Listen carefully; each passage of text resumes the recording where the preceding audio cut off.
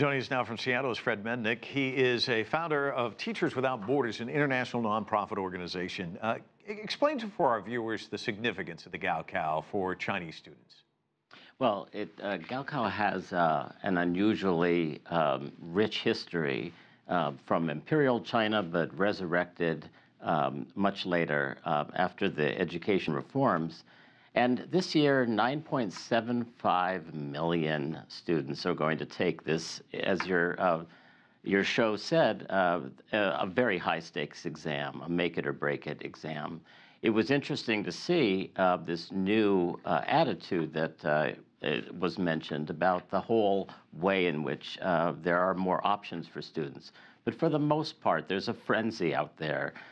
Buses left from these cram schools the other day to take students there. It's a very long exam, and it has a storied history. But 9.75 million students means quite a big deal.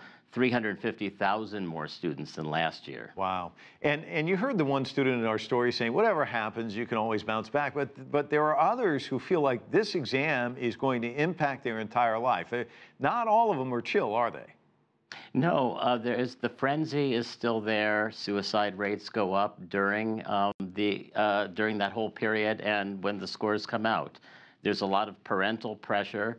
And, there's a arms race of getting ahead, new tutors, artificial intelligence, personalized software. There's a whole new level of anxiety.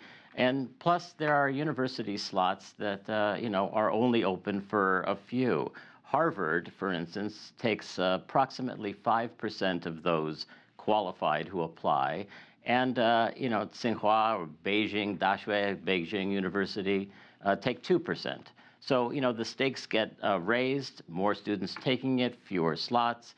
But at the same time, universities are opening up new avenues. There's some changes in the gaokao, no special privileges for sports or Olympiads or being the best in your school. So there is some changes afoot. Yeah, some are saying that they're trying to level the playing field between the country's rich and poor. Do you see that?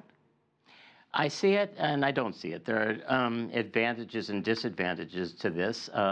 There are some places where there are special opportunities given free tuition for some students who may be disadvantaged, but they still have to pass this exam. And if they are let in, there are some prescribed jobs for them, so they feel as if their life is narrowed anyway. And besides, Beijing, Shanghai tend to have the highest scores, the more resources.